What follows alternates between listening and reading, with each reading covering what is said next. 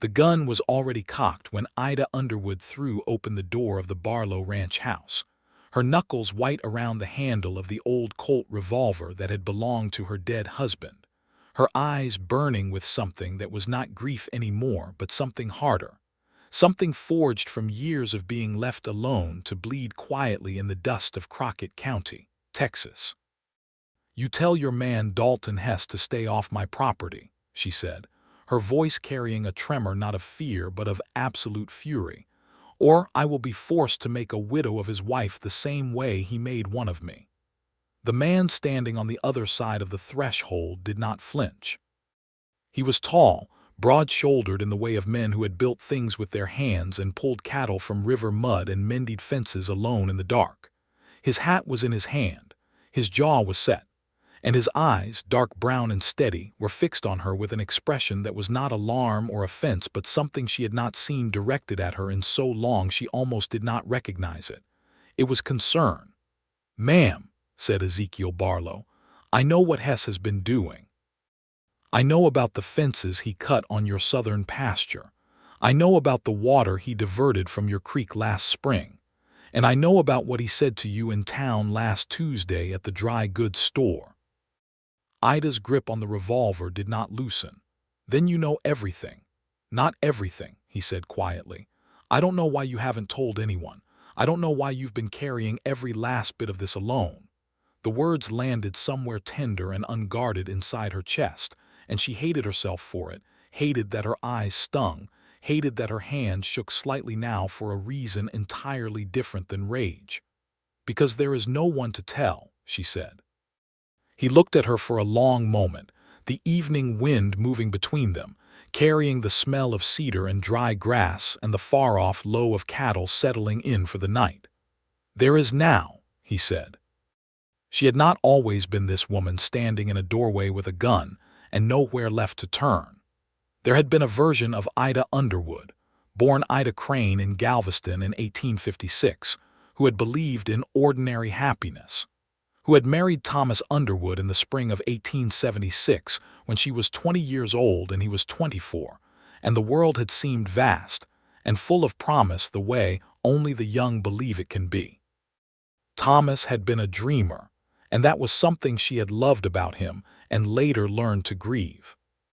He had read about the open-range cattle operations expanding across West Texas, and had convinced her with his bright eyes and his warm hands and his absolute certainty that they could build something real in Crockett County. He had bought 160 acres under the Homestead Act of 1862, land that sat on a shallow tributary of the Pecos River, land with good grass in wet years and passable grass in dry ones. They had arrived in the spring of 1877, Ida and Thomas, and all their worldly goods loaded into a single wagon. The land was beautiful in the way that West Texas is beautiful, which is to say it was brutal and enormous, and the sky was so big it made you feel both free and terrified. They built a small house of adobe brick and mesquite timber. Thomas bought 30 head of cattle. Ida planted a kitchen garden and learned to render tallow and preserve meat against the long stretches when supplies could not get through. For 2 years, they had been genuinely happy. Not the shining happiness of fairy stories, but the deep, quiet happiness of two people building something together, of shared meals and shared exhaustion, and the particular intimacy of lying beside someone in the dark listening to the wind move over the plains. Then Thomas got sick in the winter of 1879. It came on fast the way fevers do in that country, where there was no real doctor within 2 days' hard riding, and the cold came down off the high desert without warning. By the time Ida had ridden to the nearest settlement and persuaded a man to carry a message to the physician in Ozona, Thomas was already beyond saving. He died on the 4th day of February, 1879, with Ida's hand in his and the sound of ice cracking on the creek outside the window. She was 23 years old. She was alone. She owned 160 acres, 30 head of cattle, and a house that still smelled like the cedar Thomas had burned in the stove on cold nights. She buried him herself because there was no one else. That was the first hardship she faced alone. The second came 2 months later when a man named Dalton Hess, who ran the largest cattle operation in the county and whose land bordered hers on 3 sides, rode up to her door and offered to buy her property for a price that was an insult dressed up as charity. He had small, pale eyes set close together in a face that was not unkind on the surface, but revealed something calculating underneath if you looked long enough. He was in his mid-40s, had the easy bearing of a man accustomed to getting what he wanted, and he had watched Thomas Underwood's small operation with the patient interest of a man who fully expected to absorb it eventually. "Mrs. Underwood," he had said, his hat off in a gesture of formal respect, "it is no life for a woman alone out here. I'm doing you a kindness." "I'll keep my land, Mr. Hess," she had told him. He had nodded and put his hat back on with the careful deliberateness of a man who had already decided that refusal was temporary. "The offer stands," he said, and rode away. She had watched him go and felt the specific chill that comes not from cold, but from recognizing a threat that has decided to be patient.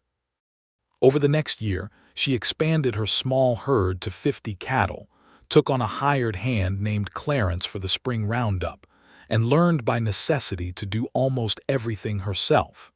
She learned to work her own cattle. She learned to negotiate at the market in Ozona. She learned to read weather and range conditions and to make the 1,000 small decisions that a ranch demanded every single day. She was good at it. This surprised some people and did not surprise others. What she could not overcome was the isolation. Not the loneliness exactly, though that was real and wore on her in ways she tried not to examine too closely. It was the practical isolation, the simple fact that every problem that arose, she solved alone, or it did not get solved. When a fence washed out in a spring flood, she fixed it herself or watched her cattle wander onto Hess's land where he had every legal right to hold them. When the well went brackish in the summer of 1880, she spent 3 weeks hauling water from the creek by herself while also trying to manage the ranch, and by the end of it she was so depleted she slept for 16 hours straight. Hess's offer came again in the fall of 1880. The price had dropped. She refused again. Then the trouble started in earnest. Small things at first.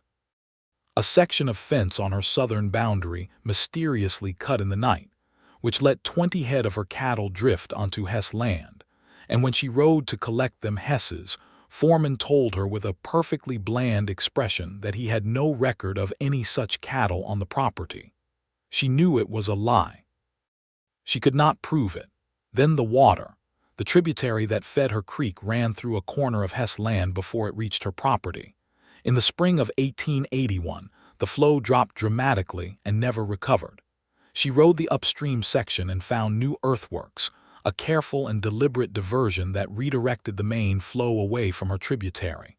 It was done in such a way that Hess could plausibly claim it was a natural shift in the waterway. She went to the county seat. She spoke to the land office. She was listened to with the polite attention that people give to women they have already decided not to believe. Nothing was done. She returned home and got back to work. The third hardship was the winter of 1881 to 1882, which was brutal even by the standards of that country. The blue northers came down one after another in November and did not let up until March. She lost 11 cattle to cold and illness, which was nearly a quarter of her herd, and she nursed the survivors through the worst of it with a ferocity that was indistinguishable from desperation. She did not sleep more than a few hours at a time for 6 weeks. She repaired the same section of roof twice when ice brought it down. She ran out of flour in January and ate cornmeal and dried beef for 2 months. When the spring came, she was still standing, which was not nothing. By the summer of 1882, Ida Underwood had been running her ranch alone for 3 years, had survived Hess's schemes and the brutality of the climate and the absolute indifference of a world that had not been designed for women operating outside the domestic sphere, and she had done it with a stubbornness that had calcified into something very like armor. She did not ask for help. She did not expect it. When the man at the dry goods store in the small town of Langtry looked at her with pity, she looked back at him with something that made him glance away first. She had learned to make herself unassailable, and what she had not noticed was the cost of it. Ezekiel Barlow had come to Crockett County in the spring of 1881, buying a 300-acre property on the eastern edge of the county that shared no boundary with either Ida's land or Hess's empire.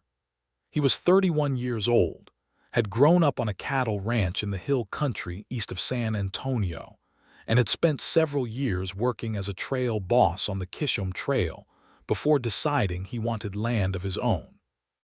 He had the kind of competence that was quiet about itself, the kind that came from years of genuine work and not from the performance of it. He had heard about Dalton Hess before he bought his property. Most people in the county had a version of the story, delivered with varying degrees of resignation or indignation. He had heard about the widow who was holding her land against Hess's pressure, and people's accounts of her varied, but the one consistent element was that she was still there, which said something. He had seen Ida from a distance at the Langtry market in the summer of 1881, a lean woman in a practical calico dress and a man's broad-brimmed hat, negotiating with the cattle buyer with a directness that made the buyer slightly uncomfortable and secured her a fair price. He had not spoken to her that day. He had thought about her afterward more than he intended to.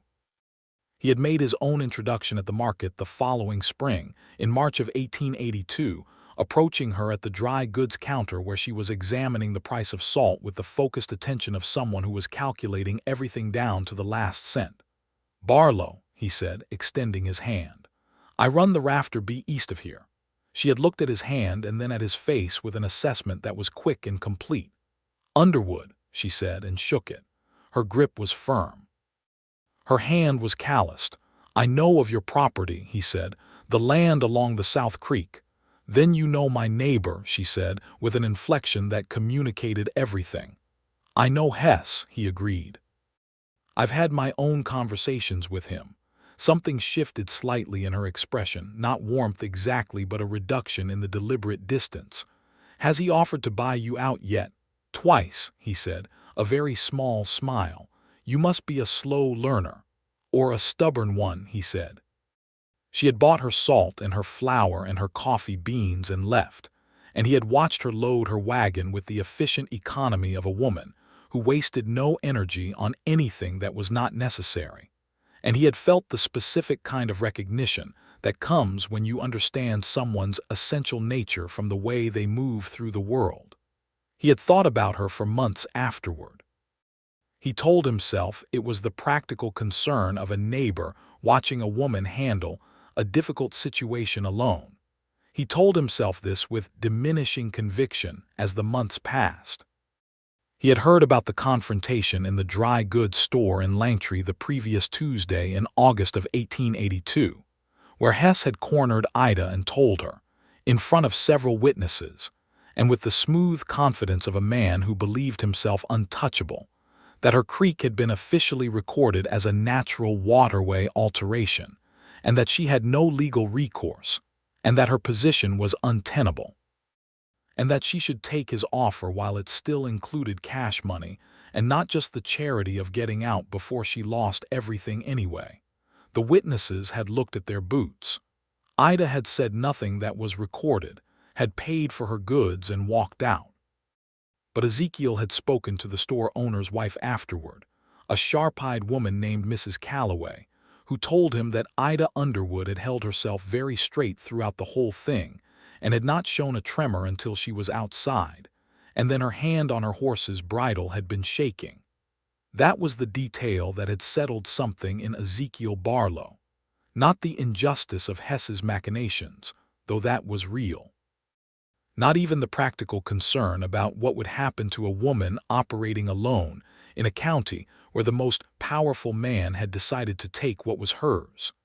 It was the image of Ida's hand on the bridle, shaking alone outside where no one could see her. He had ridden to the Barlow ranch house, which is to say he had ridden home, and he had made some decisions that evening with the clarity that comes when something has been obvious for a while and you have finally stopped pretending otherwise. He had not anticipated that she would arrive at his door first. He stepped back from the threshold and gestured into the house. "Come inside, Mrs. Underwood. I've got coffee on." She lowered the revolver but did not put it away. She looked at him with the careful eyes of a woman who had learned that generosity usually concealed a motive. "Why are you telling me you know all this?" she asked. "What is it you want from it?" "Nothing," he said, and then reconsidered. "An honest conversation." She stepped inside. She sat at his kitchen table with the revolver in her lap and her hat still on her head, and she watched him pour 2 cups of coffee with the steady hands of a man who was not performing calm but actually felt it. And she tried to find the angle, the hidden motive, the place where his apparent decency turned into something else. He sat across from her and pushed a cup toward her and said, "Tell me what Hess has done, all of it, from the beginning." "Why?" she asked. "Because I've been watching from the east side of this county for a year and a half," he said, "and I think someone should know the whole story who actually intends to do something about it." She looked at him over the rim of her cup. "What could you do that I haven't already tried?" "I have the ear of the district judge," he said. "My uncle is Robert Barlow, who was a circuit judge out of San Antonio for 15 years. He knows people. And I think the water diversion Hess did is actually actionable under the 1866 Riparian Rights Statute if we can document it properly." Ida set her cup down. She was quiet for a moment. "You've been thinking about this." "For a while," he admitted. "Why?" Met her eyes directly. "Because what's being done to you is wrong, and because he started again, because you should not have to fight it alone." She searched his face for a long time. The lamp on the table between them threw shadows. Outside, the nighthawks were calling. The air through the open window smelled of dust and creosote and the faint sweetness of something blooming in the dark. "I don't know what to do with that," she said finally, very quietly. "You don't have to do anything with it tonight," he said. "Drink your coffee." She drank her coffee. She told him about the fences and the water and the land office visit and the offers. She told him about the winter of 1881 and the cattle she had lost. She told him about Thomas briefly, with the compressed economy of someone describing a thing they have processed, until all the rawness is worn off and what remains is just the shape of a loss. He listened. He did not offer platitudes. He asked precise and practical questions. He refilled her cup when it was empty without making it into a gesture. She left 2 hours later, the revolver back in her saddlebag, and rode home through the warm August dark, and she felt something she had not felt in 3 years and barely recognized. She felt less alone. The following week, Ezekiel rode to Ozona and wrote a detailed letter to his Uncle Robert, laying out the sequence of events and the specific legal question of the water diversion. He also spoke to a surveyor he knew, a careful and meticulous man named Hendricks, about documenting the original course of the tributary and the location of the earthworks. He rode to Ida's ranch on a Wednesday morning to tell her what he had set in motion. He found her at the far end of her south pasture on horseback, inspecting the cut section of fence. She had already begun the repair, the wire on the ground beside her, the fence pliers in her hand. He rode up beside her and looked at the fence and then at her. "I was going to fix that," he said. "I'm already fixing it," she said without looking up from her work. "I know," he said. "I was going to offer to help." She paused. This was visibly difficult for her, the accepting of help. He could see it in the small tension around her mouth, the slight set of her jaw. "You can hold the wire on the east side while I turn the pliers," she said. He dismounted and held the wire on the east side while she turned the pliers, and they fixed the fence together in the heat of the morning without talking much, and it was one of the most companionable hours Ezekiel Barlow had spent in recent memory. Afterward, she gave him water from her canteen and told him about the surveyor and the legal letter with something approaching approval. "Your uncle can actually do something?" she asked. "He knows the right people in Austin," Ezekiel said. "And the water diversion is the strongest case. If Hendricks can document the original course and the date of the earthworks, we can establish that Hess deliberately altered a waterway that fed a riparian property downstream. That's actionable. How long does this take? I won't lie to you. Months maybe. Legal things move slowly, she nodded. What do I do in the meantime? Document everything yourself, he said. Every incident. Date, description, witnesses if there are any. Keep a written record. She looked at him with a slight narrowing of her eyes that he was beginning to understand meant she was reevaluating something. You know the law. I know enough of it, he said. My mother wanted me to study it. I got halfway through Blackstone's commentaries before the cattle work pulled me away. A cowman who reads Blackstone, she said. Is that a problem? It's a surprise, she said, and there was something in her voice that was not quite amusement but was in the neighborhood of it, and he filed it away carefully. He rode over twice a week through August and into September, ostensibly to report on the legal progress, but genuinely because her company had become necessary to him in a way that was both simple and complicated. They worked her fence lines together. They rode her pastures to count and assess her cattle. He helped her redig and line a section of the irrigation channel from the creek that had silted up over the summer. A half-day of hard labor in the mud that left them both exhausted and satisfied in the specific way that physical work toward a real purpose satisfies. She made dinner on the evening after the irrigation work, a simple meal of beans and salt pork and cornbread, and they ate at her kitchen table while the sun went down through her small west-facing window and turned the dust motes in the air to gold. And they talked about things that were not Hess or water rights or legal strategy. He told her about the Kisham Trail, about the quality of silence on the open range at night when you were far enough from everything that the only sounds were the cattle and the grass. She told him about Galveston, about the smell of the Gulf in the mornings when she was a child, about the specific quality of light on the water that she had not thought about in years and found she missed more than she expected. Do you wish you had stayed? He asked. She considered this honestly. There was nothing keeping me there, she said. My parents were gone by the time Thomas and I married, and she looked out the window at the darkening West Texas sky. I've come to love this country. Even when it is trying to kill me. It has that quality, he said. Do you love it? She asked. Yes, he said simply, and looked at her when he said it, and she looked back at him, and neither of them was entirely talking about the land. She looked away first. More coffee. In October, the surveyor Hendricks completed his documentation. The report was detailed and precise. The original course of the tributary was clearly established by the survey records from 1877, when the land was first homesteaded, and the earthworks diverting it were recent, within the last 2 years based on vegetation growth over the disturbed soil. The coordinates and dimensions were recorded with professional exactitude. Ezekiel sent the full report to his Uncle Robert along with Ida's written account of the incidents, which she had compiled over the previous weeks with the same methodical precision she applied to everything. It was 11 pages, written in a clear, strong hand, dated and specific, emotionally restrained but legally devastating in its particularity. You should have been a lawyer, Ezekiel told her when he read it. I should have been left in peace to run my ranch, she said, but there was a lightness in it that had not been there 2 months ago. In November, Robert Barlow wrote back. The letter was long and thorough and cautiously optimistic.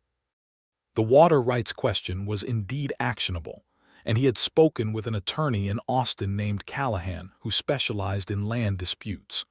But there was a complication. Hess had, apparently, filed a preemptive claim with the county that recharacterized the tributary as a seasonal drainage rather than a permanent waterway, which was a legal maneuver designed to undermine Ida's riparian rights argument before it could be made. He knew, Ida said, reading the letter at Ezekiel's kitchen table with a flatness in her voice that was worse than anger.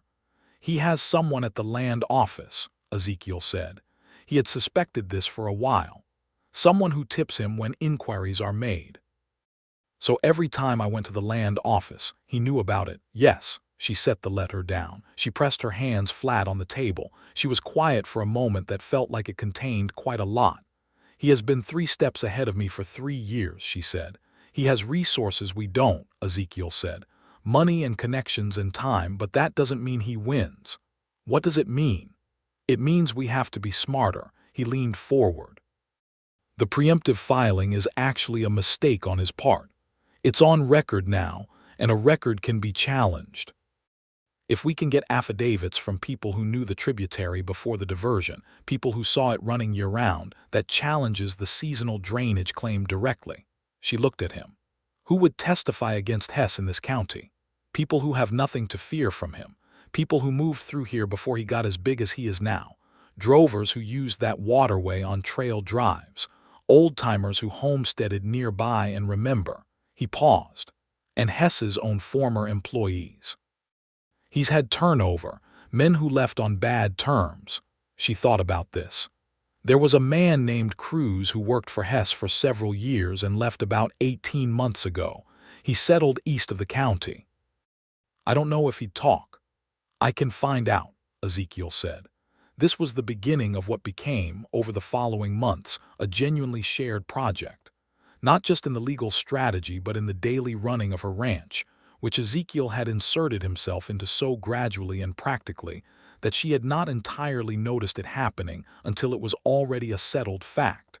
He came by on Mondays and Thursdays without fail. He helped her through the fall roundup with his own hands and without being asked. When 3 of her cattle got into a standoff with a pair of Hess's steers that had pushed through the boundary fence again, it was Ezekiel who rode over to Hess's foreman with the legal language of the property boundary ordinance, and the very specific implication that the next breach would result in formal documentation submitted to the district court.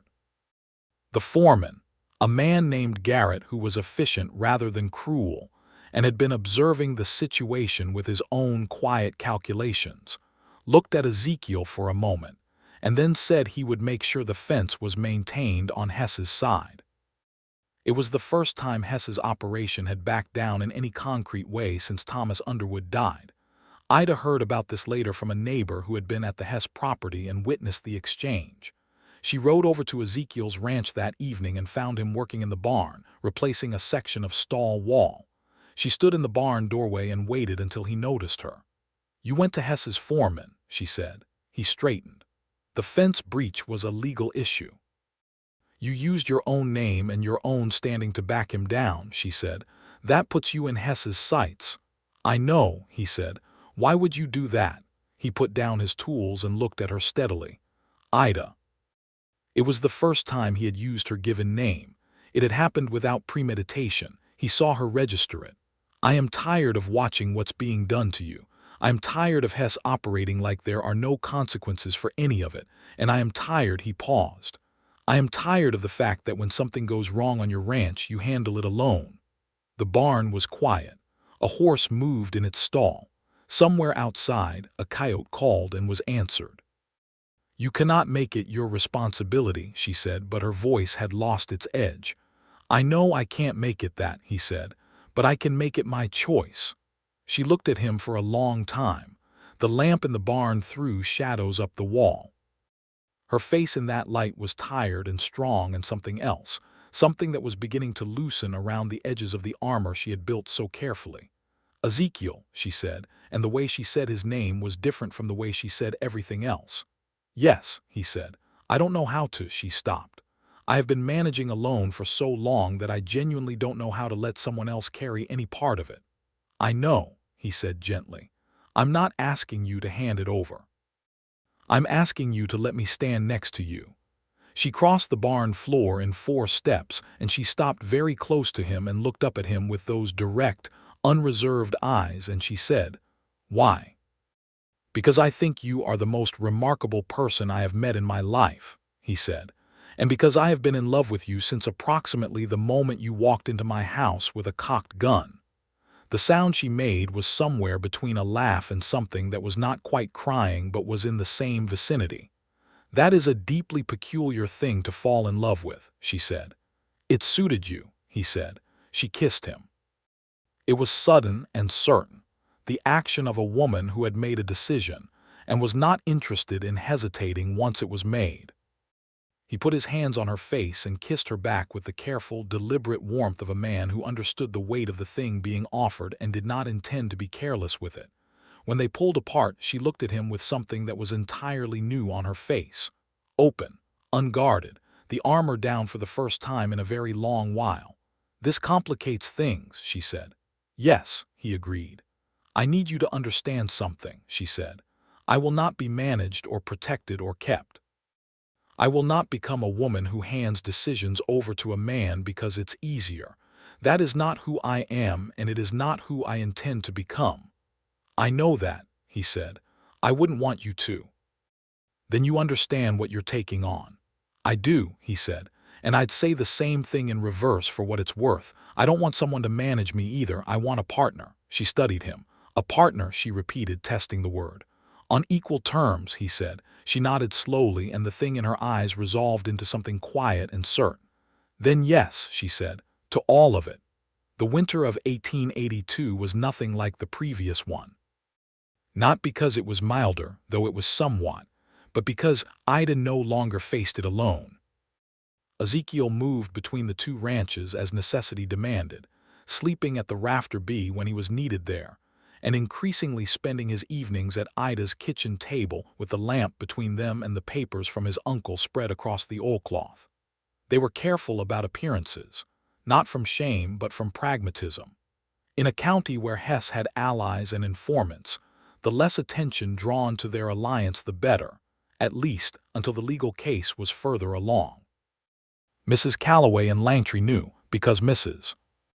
Calloway knew everything, and her judgment of the situation was expressed in the form of a specific increased warmth toward Ida at the market that winter, and a studied neutrality whenever Hess was present. The former Hess employee Cruz proved willing to talk, though it took 3 visits from Ezekiel, and one very long conversation over a bottle of whiskey in the town of Sheffield to get the whole story out of him. What Cruz had to say was significant. He had personally been present when Hess had ordered the earthworks on the tributary, had heard Hess explicitly discuss the intent to eliminate the water access to the Underwood property, and had been told by Hess's foreman that the official record at the land office would be handled. This was the hidden motive laid bare. Hess wanted Ida's land not merely for its acreage, but because her property sat on the primary access point to the most reliable water source in the county's southern range. With her 160 acres absorbed into his operation, he would control water access for nearly half the county's grazing land. It was a trap designed years in advance, and Thomas Underwood's death had simply accelerated the timeline. Ezekiel wrote all of this down. He got Cruz to sign an affidavit before the Sheffield Justice of the Peace, a bureaucratic step that Cruz agreed to with the grim satisfaction of a man who had been carrying guilt about the whole business for a long time. The letter to Robert Barlow went out on the 1st of December. Christmas of 1882 was quiet and extraordinarily good. Ida had never celebrated the holiday with any particular ceremony in the years since Thomas died. But this year Ezekiel appeared on the morning of the 25th with a bundle of goods from town, coffee and sugar, and a small quantity of dried fruit he'd acquired through a trading arrangement in Ozona. Luxuries that were not exactly practical and were entirely deliberate. He had also, somewhat bashfully, brought a length of deep blue fabric from the dry goods store, wool, the color of a winter sky at dusk. "For a dress if you want," he said, "or for anything else you want." She held the fabric in her hands and looked at it and then at him, and her expression was one he was beginning to recognize as the one she wore when she was moved but not yet entirely comfortable with being moved. "You are going to make me cry over wool," she said. "Is that a bad thing?" he asked. "I haven't cried since Thomas died," she said. "So yes, possibly." He put his arm around her and she leaned into him, and they stood like that in her kitchen with the fabric between them and the stove warm behind them. And outside the winter birds were quiet on the frozen ground, and it was the best Christmas either of them had had in years. In January of 1883, Robert Barlow's response arrived, and it was everything they had been hoping for. The attorney Callahan in Austin had reviewed the crew's affidavit and the Hendricks survey and Ida's 11-page account, and had determined that there was a viable case not only for the restoration of water rights, but potentially for damages under the fraud and misrepresentation clauses of the Land Act, given the deliberate falsification of the tributary's seasonal character on the county record. More significantly, Callahan had a contact on the State Land Board who had been watching Hess's expansion with concern for some time and was prepared to open a formal inquiry. This was the moment when the trap that had been set for Ida Underwood began, slowly and with the grinding inevitability of institutional process, to close around Dalton Hess instead. Hess learned about the inquiry, of course. The source of his information at the land office was apparently still active. In February of 1883, he came to Ida's property himself, something he had not done in over a year, and he came alone and without his foreman, which was its own message. Ida was outside when he rode up, working a young horse she was training in the south paddock.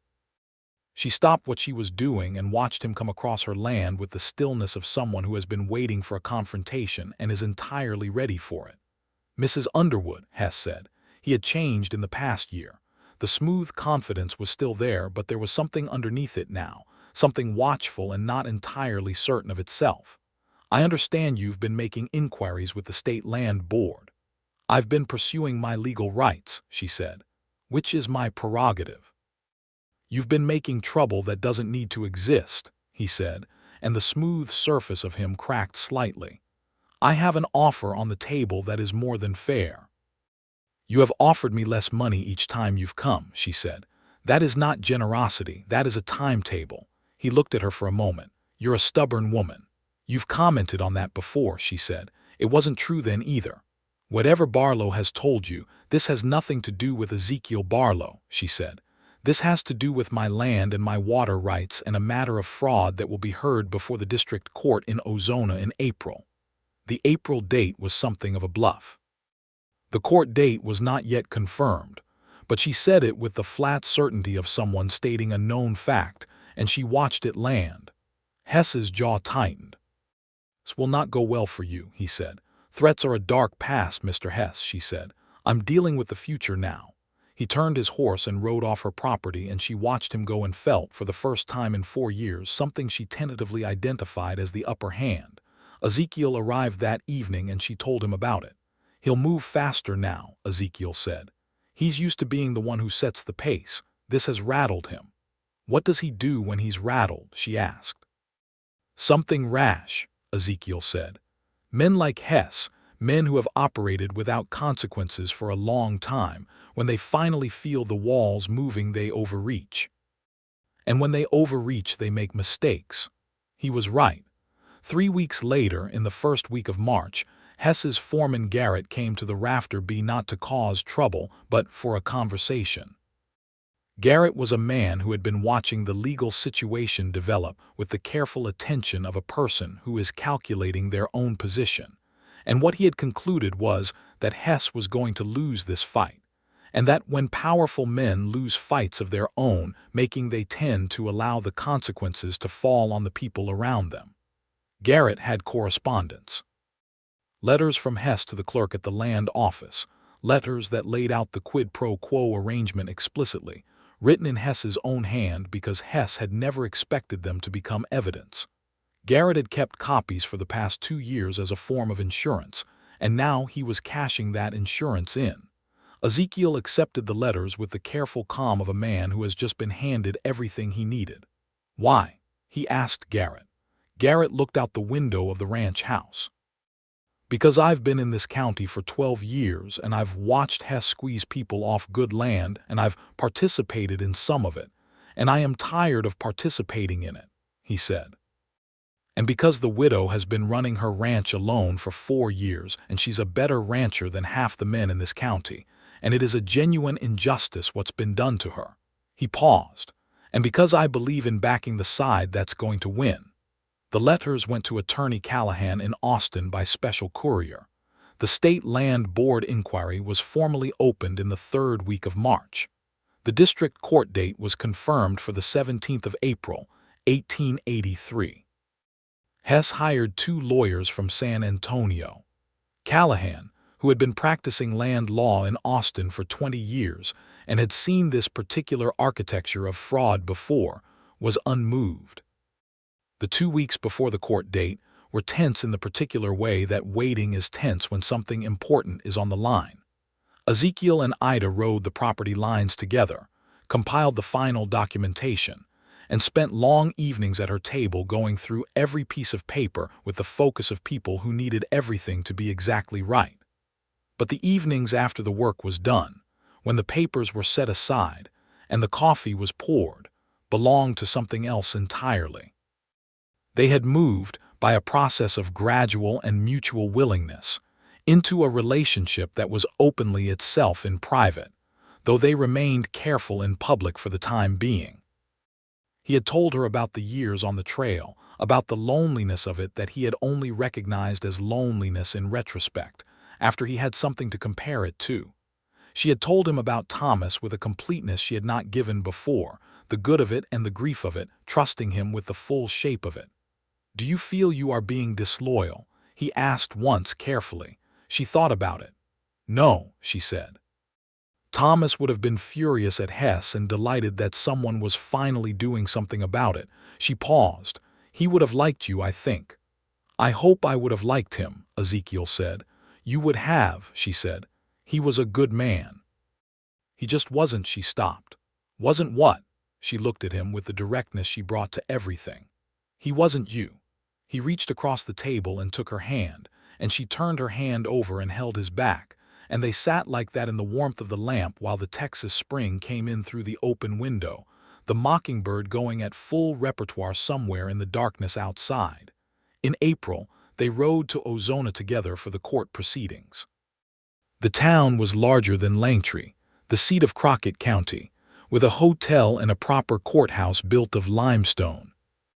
They arrived the afternoon before and took separate rooms, a formality that both of them recognized as temporary. The hearing lasted 2 days. Callahan was precise and relentless. The crew's affidavit was entered. The Hendricks survey was entered. Garrett's testimony was given from the stand, and Hess's lawyers objected to nearly everything, and the judge, a compact man with intelligent eyes named Hardship, overruled nearly all of it. The Hess correspondence with the land office clerk was entered last. When the letters were read into the record, there was a silence in the courtroom that had a particular texture, the silence of people hearing something that confirms what they already suspected but had been unable to prove. Hess sat at his table with his 2 San Antonio lawyers, and his face was very still in the way that a man's face is still when he is calculating a loss. Judge Hatchett's ruling came on the morning of the second day. The tributary diversion was found to be an illegal alteration of a riparian waterway, adversely affecting a downstream property holder. The seasonal drainage reclassification at the county record was found to have been obtained by fraudulent misrepresentation and was formally vacated. Dalton Hess was ordered to restore the original course of the tributary within 60 days, at his own expense, and to pay a fine to the state for the fraudulent filing. A separate matter was referred to the district attorney regarding the correspondence with the land office clerk. The land office clerk, it later emerged, resigned his position the following week. Ida sat beside Callahan at the plaintiff's table and heard the ruling with her hands folded in her lap and her face entirely composed, and only the very slight release of breath at the end of the judge's recitation gave anything away. Ezekiel was in the gallery behind her. When she turned around, he was looking at her, and his expression was everything that did not need to be said aloud. They walked out of the limestone courthouse into the April sunshine of Ozona, Texas, and the light was extraordinary. The way light is extraordinary after you have been indoors for a long time waiting on something important. She turned to him on the courthouse steps and said, "It's over." "It's over," he agreed. She looked at him for a moment and then she laughed, which was a sound he had heard only a few times and which he thought was one of the finest sounds in the world. And then she put her arms around him right there on the courthouse steps in front of whatever witnesses there were, and held on to him with the full strength of a woman who had been holding herself upright alone for 4 years and could, for the first time, afford to simply hold on to something else. He put his arms around her and held her back. "Ida," he said into her hair. "Don't say anything sensible," she said. "I was going to ask you to marry me," he said. She pulled back and looked at him. Her eyes were wet at the corners, but her expression was not sorrowful at all. "On a courthouse steps," she said. "There's some appropriateness to it," he said. "There is," she agreed. "Yes." "Yes," he said.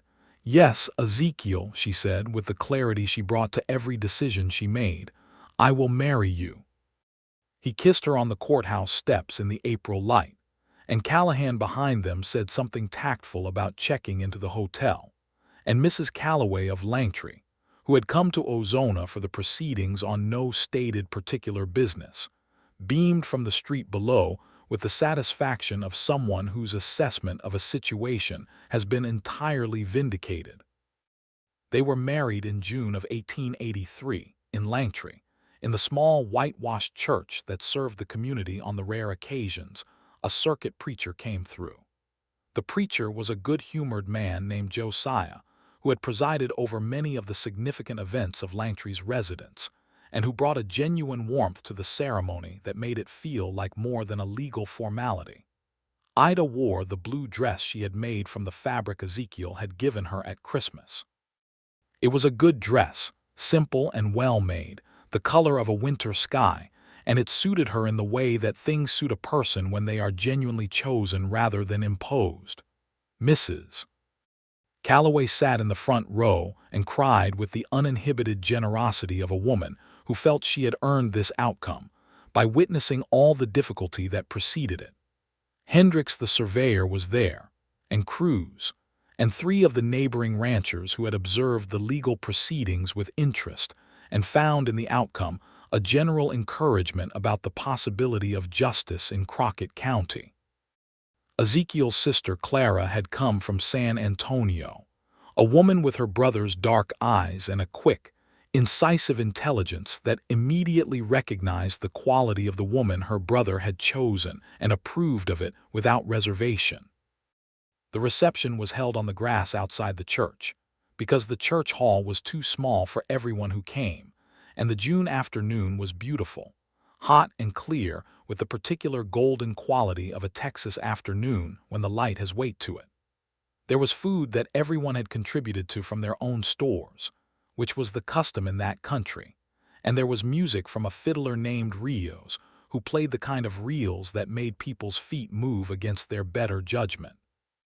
Ida danced with Ezekiel in the afternoon light, and the years of hardship and isolation were still there.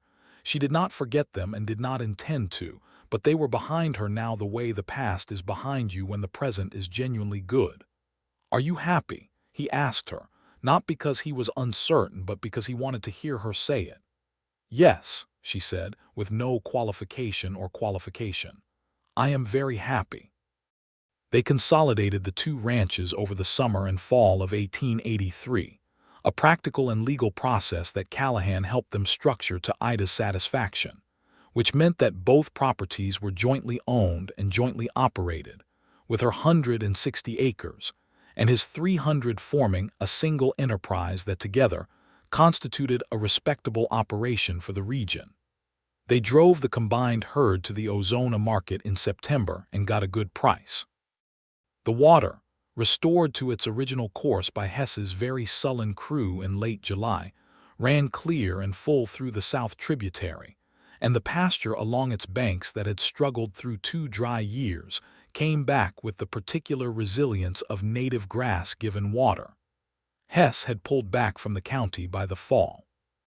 The district attorney's investigation of the land office correspondence had not resulted in criminal charges against Hess directly, there being some technical distance between Hess's letters and the specific action of the filing, But the public exposure of the scheme had cost him considerably in terms of county standing, and his ability to conduct the kind of quiet pressure that had served him for so long.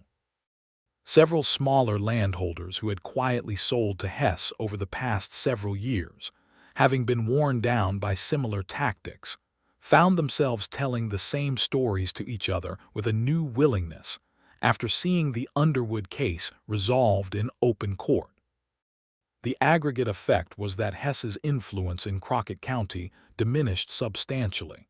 He sold the Crockett County operation in 1885 and moved to Arizona.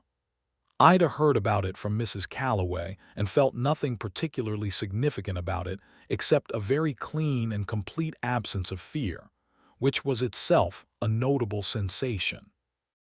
The winter of 1883 was their first winter together on the joint property, which they had named the Barlow and Underwood Ranch, with the double name deliberate and non-negotiable from Ida's perspective and entirely agreeable from Ezekiel's. It was a good winter in comparison to the previous years. Not because the weather was kind, it was not especially, but because the labor of it was shared. When the blue northers came down in November, they worked the cattle together.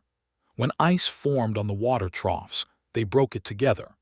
When the north paddock fence section washed out in a December freeze, they mended it together the following morning with their breath making clouds in the cold air and their hands numb inside their gloves.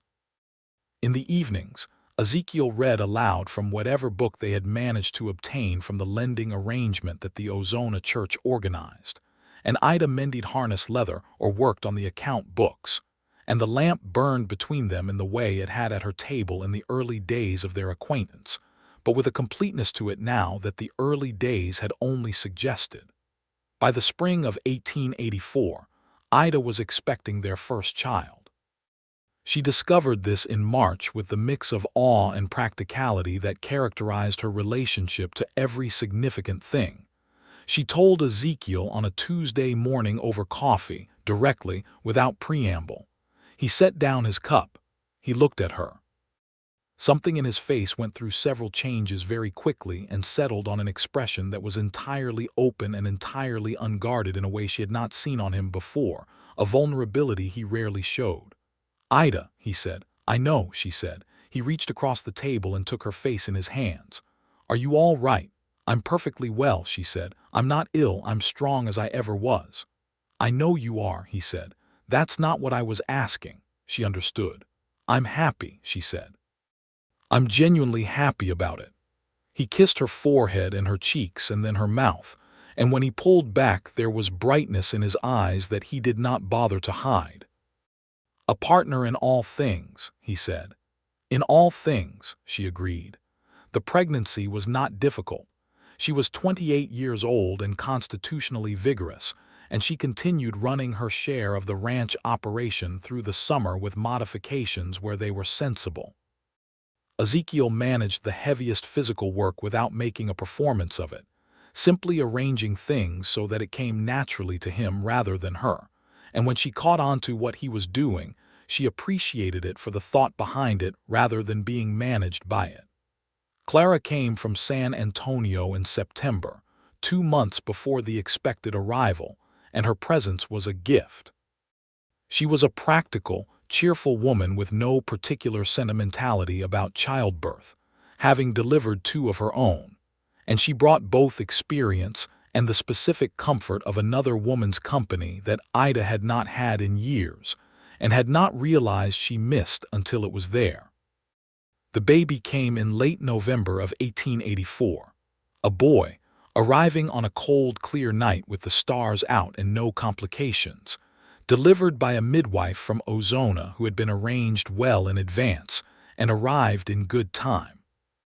Ezekiel, who had been sent outside by the midwife with the firm authority of a professional who knew what she was doing, sat on the porch in the cold and waited with the specific agony of waiting for something entirely beyond your control. When Clara opened the door and said, "Come in, there's someone who wants to meet you," his legs took him inside before his mind had entirely processed the words. The boy was small and entirely serious-looking, with dark eyes open and already taking in the world with what Ezekiel thought was a pronounced skepticism. "He looks like he's already got opinions," he said. "He comes by it honestly," Clara said, looking at Ida with affectionate precision. Ida was tired and entirely well and holding the boy with the careful confidence of someone who had known she would be good at this even if she hadn't had occasion to find out until now. "What is his name?" Ezekiel asked. They had discussed names. The decision had been mutual. "Thomas Ezekiel Barlow," she said, looking up at him. He sat on the edge of the bed and put his arm around her and looked at his son, who looked back at him with those dark, skeptical eyes, and felt the full weight of gratitude for everything that had led to this moment, including all of it, the hardship and the loss and the long way around. "Thomas Ezekiel," he said quietly. "That's a good name." "It is," she said, and leaned her head against his shoulder. Thomas Ezekiel Barlow grew into a vigorous and curious child who walked at 10 months and talked without ceasing from the moment he had the vocabulary for it. He took to the ranch the way that children take to whatever world they are born into when that world is given to them with love and space and genuine attention. By the time Thomas was 2, the ranch had expanded again. Ezekiel had acquired an additional 80 acres to the east, good grass land that abutted the Rafter B's original eastern boundary. And with the water restored to the south tributary, they had enough reliable water access to run a herd that justified the expansion. They had hired 2 permanent hands by 1886, brothers named Tomas and Felipe Reyes, from a ranching family that had been in the region since it was still Mexican territory. Men who worked with the easy competence of people who had been doing this all their lives, and who were decent and reliable in the way that Ida, after years of operating alone, was deeply grateful for. The social fabric of their lives expanded with the ranch. Lantry had grown slightly. A new dry goods operation had opened. The school that had been talked about since before Ida arrived in the county was finally established in 1885. A single-room schoolhouse with a teacher named Miss Hargrove who came from the hill country and was exactly the kind of steady, intelligent woman who made a community run. Mrs. Calloway continued to be the social center of things, and had adopted both Ezekiel and Ida into her network of people she kept an eye on, with the same proprietary warmth she extended to everything she approved of. Clara visited twice a year. Robert Barlow, Ezekiel's uncle, came through in the summer of 1886 on his way to visit properties in the Big Bend region, and spent 3 days at the ranch during which he and Ida had long conversations on the porch in the evenings about law and land, and the particular justice system of the West. Conversations that Ezekiel listened to with the satisfaction of watching 2 people he admired recognize each other's quality. Robert looked at the ranch and the records and the documented case that had brought the Hess scheme to an end, and he said to Ezekiel privately, "She did most of this herself, you know." "I know," Ezekiel said. "You helped," Robert said. But she had already built the foundation. She had already done the work of surviving and documenting and refusing to give up. What you provided was someone to stand next to, Ezekiel said. Robert looked at him. "Exactly right," he said. "That was the thing that made the difference, not rescue, standing next to." Ezekiel thought about this for a long time afterward, not because it changed anything but because it articulated something he had known but not quite found the words for. He had never wanted to rescue Ida. He had wanted to stand beside her, which was an entirely different thing, and she had always known the difference and had accepted the partnership precisely because it was not rescue. In 1887, their second child arrived. A girl this time, which caused a particular delight in Clara and Mrs. Calloway and every other woman who had been paying attention.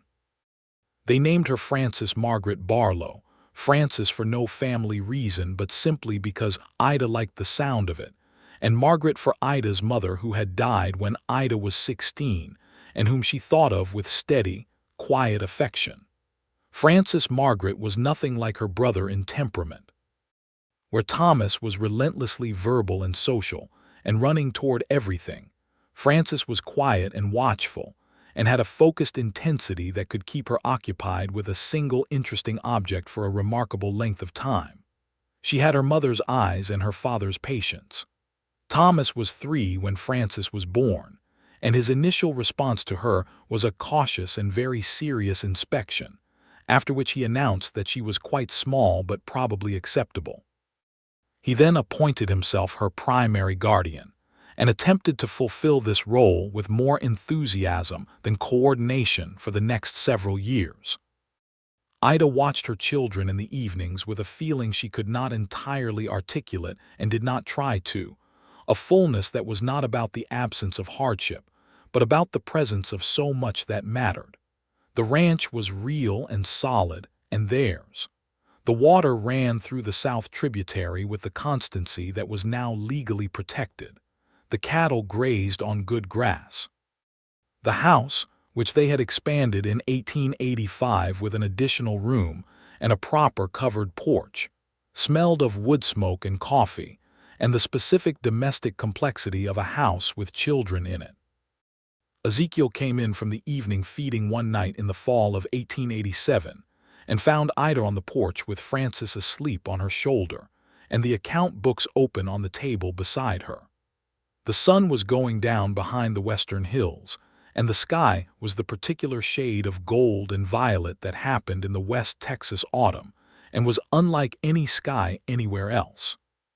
He sat down beside her and she leaned against him in the easy way of long habit, and he put his arm around her, and they watched the sky change color through the stages of evening while Frances slept, and somewhere inside the house Thomas could be heard conducting an elaborate conversation with himself about something that sounded like it involved horses. "Are you content?" he asked. She considered it. Content was not a word she used carelessly. "Yes," she said, "more than I thought was possible for a while." "For me too," he said. She turned her head to look at him. In the evening light he was very beautiful to her, this man who had walked into her life with his hat in his hand and his eyes full of genuine concern, who had stood beside her when it mattered and let her stand beside him in return. "I want to tell you something," she said. "Tell me," he said. "I was so determined to need nothing from anyone," she said.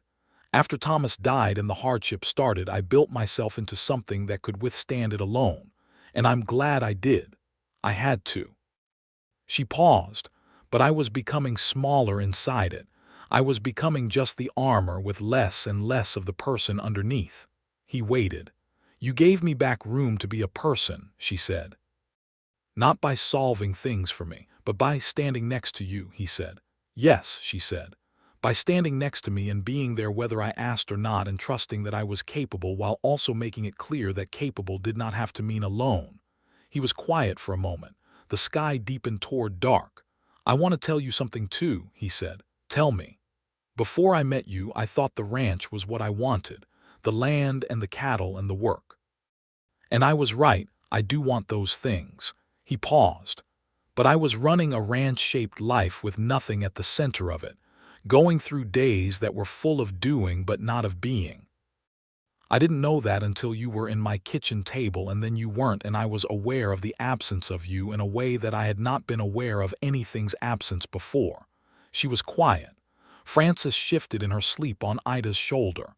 "Then I appeared at your door with a gun," she said. "Then you appeared at my door with a gun," he agreed. "And I thought, there she is."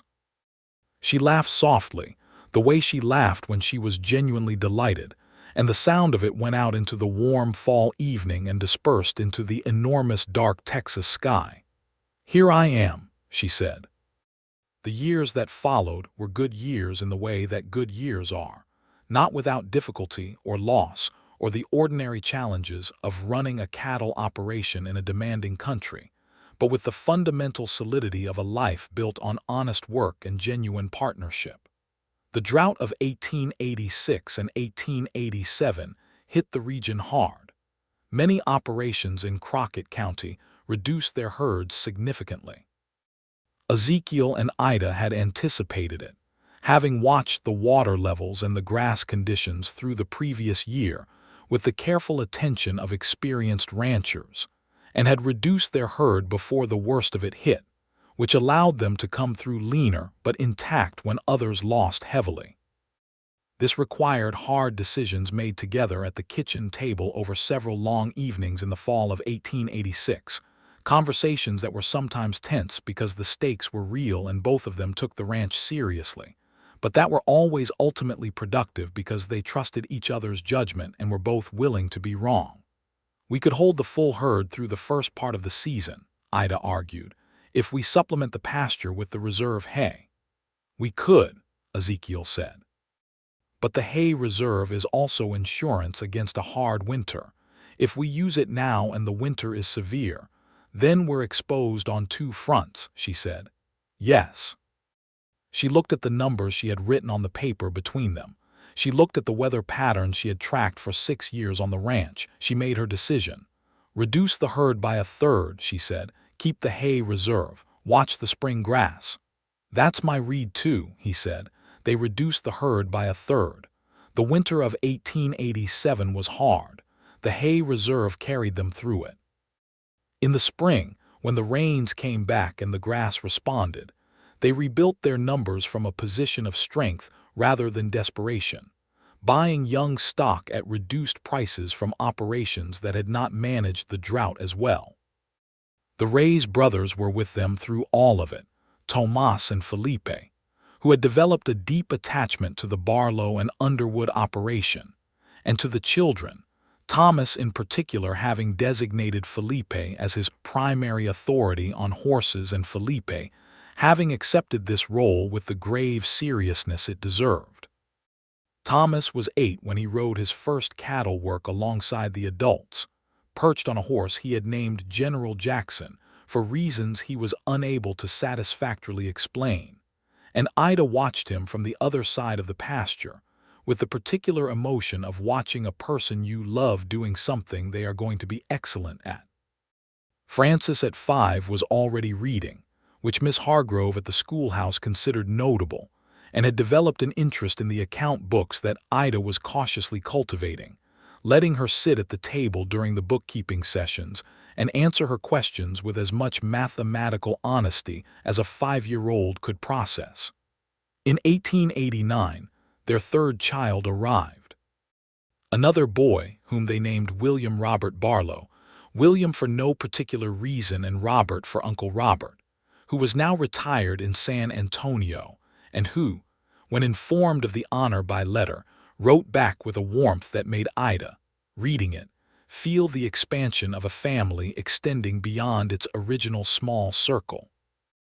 William Robert was an easy baby, which after Thomas, who had not particularly been, was something both parents noticed with guilty gratitude.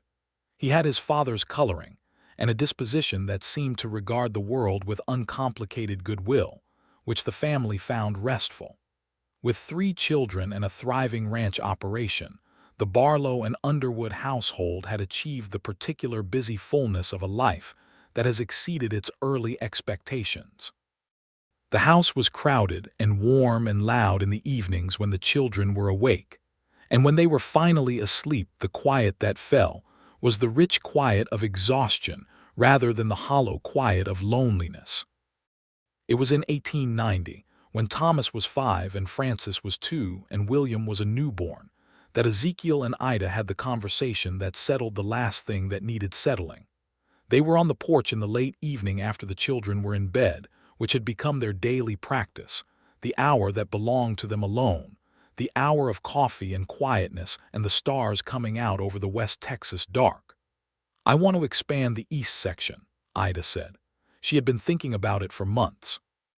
"The Hendricks parcel that came up for sale," he said. He had been thinking about it too. "It's good grass and it has independent water access," she said. "With the children growing and needing eventually, the ranch needs to be large enough to support them coming into it." He looked at her. "You want to build something they can inherit." "I want to build something worth inheriting," she said precisely. "There is a difference," he smiled. It was a small, entirely genuine smile.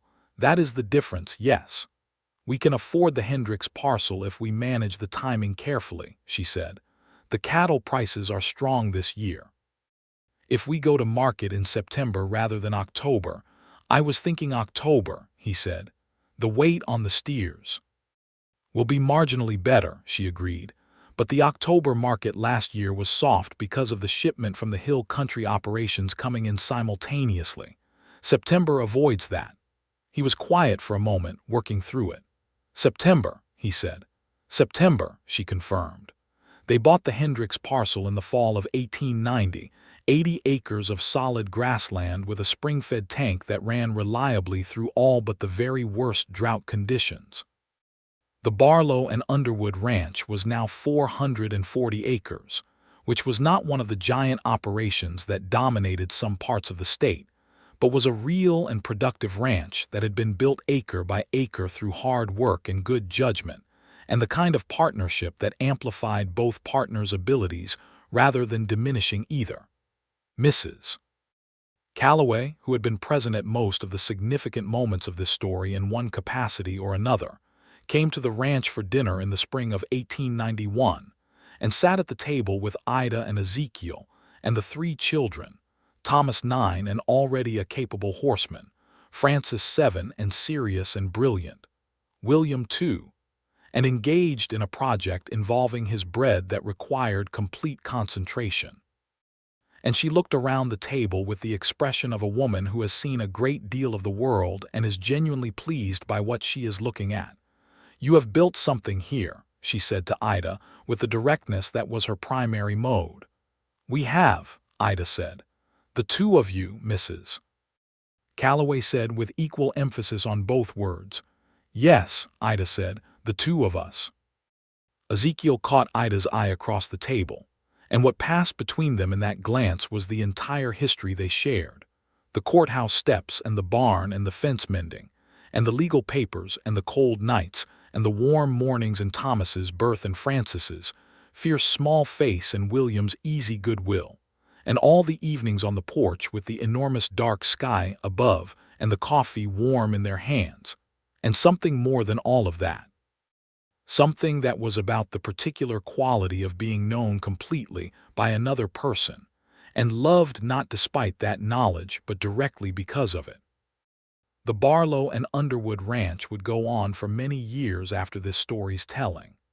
Thomas would grow into the horseman he promised to be and eventually take over the cattle operations in his late 20s, running them with his father's steadiness and his mother's strategic precision. Francis would study law, a fact that would have seemed impossible in 1882, but became possible in the 1890s and early 1900s, as the world slowly expanded what it would allow women to do with their intelligence. And she would practice in San Antonio and become exactly the kind of lawyer that her mother's experience had always argued was necessary. William would develop a talent for agriculture, for the soil science and irrigation practices that were beginning to transform the region, and would add a dry farming operation to the ranch's portfolio that would prove its value in the dry decades to come. But that was later. The heart of the story was here, in the years from 1882 to 1891, in the land along the south tributary of the Pecos in Crockett County, Texas, in the life of a woman who had faced every hardship alone and had finally, at last, allowed someone to stand beside her. It had not made her less. It had made her more. In the evenings, in the late light, Ida Underwood Barlow sat on the porch of the house she had built her life into and watched the sky change above the West Texas plains, and felt the presence of her husband beside her, as a fact of the universe as reliable as the water in the restored tributary and the grass returning each spring, and the cattle grazing the good land they had made together, and the sound of her children inside the house, and the particular silence of a place that is genuinely home. "I thought about something today," Ezekiel said one evening in the fall, the year turning, the cottonwoods along the creek going yellow in the particular way of autumn in that country. "Tell me," she said. "I thought about what it would have been," he said, "if I had not ridden over that evening, if you had not opened that door, if the conversation had not happened." She considered this. "We would have been neighbors," she said, "probably cordial, probably occasionally cooperative on practical matters. Yes, he said, and nothing more. And Hess would have won eventually, she said. Without the legal strategy, without the documentation, without someone willing to put their name and their standing beside mine. She paused. I was running out of time. I just didn't want to admit it. He looked at her. You would have fought until the very last inch. Yes, she said. But the last inch was coming. I know, he said quietly. She turned to look at him in the fading light. His face was familiar to her now in the way that only time and daily intimacy make a face familiar, every line of it known, the way his eyes went darker when he was serious, and the way the corner of his mouth lifted before he laughed, the gray that was beginning at his temples that she thought suited him considerably. I'm glad you rode over, she said. I'm glad you had the gun already down, he said. She smiled, the full smile that she reserved for him and their children, and the very rare moments when the world was exactly as it should be. I still keep it loaded, she said. I know, he said. It's one of the things I love about you. The stars came out one by one in the darkening Texas sky, the enormous canopy of them that was the West's particular gift to those who had the courage to stay in it. And the lamp inside the house threw a warm square of light onto the porch floor. And from inside came the sound of Thomas reading to Francis and William, while their voices rose and fell with the rhythm of a story being told. And Ida and Ezekiel sat together in the last of the evening watching, the sky fill with stars, and said nothing for a long time because there was nothing that needed saying, which is the truest form of contentment and the kind that lasts. The hardships had been real. The years alone had been real. The grief and the fences cut in the night and the water stolen and the cold winters handled alone and the man at the land office and the pale eyes of Dalton Hess and all of it had been real and had cost her real things, and she did not pretend otherwise or dress it in sentiment. But this was also real. The ranch under the stars, the man beside her, the children's voices inside. The water running in the south tributary where it belonged. The future, open and solid and genuinely hers. Every hardship she had faced alone had brought her to the place where she was no longer alone. And the cattleman who had decided she would not face the next one had not taken that strength from her. He had simply added his own to it and stood beside her while she used both, and in doing so had become the truest partner she could have imagined. She reached over and took his hand in the dark. He held it. The stars wheeled above them, and the land was quiet, and the lamp burned steadily inside. And in Crockett County, Texas, in the last years of the century that had built and broken and rebuilt so many things, two people who had found each other in hardship sat together in the warmth of what they had made and were at peace.